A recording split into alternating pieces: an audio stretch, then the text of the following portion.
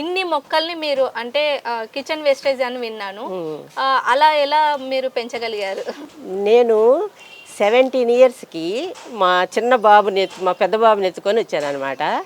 అప్పుడు ఈ ఆకుకూరలు ఈ బయట కొన్నవి చూసి కుళ్ళుడు వాసన వచ్చాయి. ఈ ఆకుకూరలు నా పిల్లలకు పెట్టాలా అనే ఒక ఆలోచనతోటి మొదలు పెట్టాను అనమాట. అది మెయిన్ అది ఏంటంటే హైదరాబాద్లో ఆకుకూరలు కొన్న తర్వాత నాకు ఆలోచన వచ్చింది. ఇప్పుడు మన కూరలలో అనుకోండి అప్పటికప్పుడు ఫ్రెష్గా కోసుకొచ్చేవాళ్ళు, మట్టి వాసన వచ్చేది ఆకుకూరలకి. ఆ డిఫరెన్స్ తోటి నాకు ఇంట్రెస్ట్ వచ్చింది అనమాట. నా పిల్లల కోసం మెయిన్ నా పిల్లల కోసం మంచి ఆహారం మన ఇంట్లో పండించినయే ఇవ్వాలి. అప్పుడు మాకు ఊర్లలో అంటే అన్ని ఎక్కువ పర్సెంట్ నాయనమ్మలు వ్యవసాయం చేశారు. అప్పుడు పొలాలు అమ్మల దగ్గరికి వచ్చేసరికి పెరటి తోటలు పెంచారు.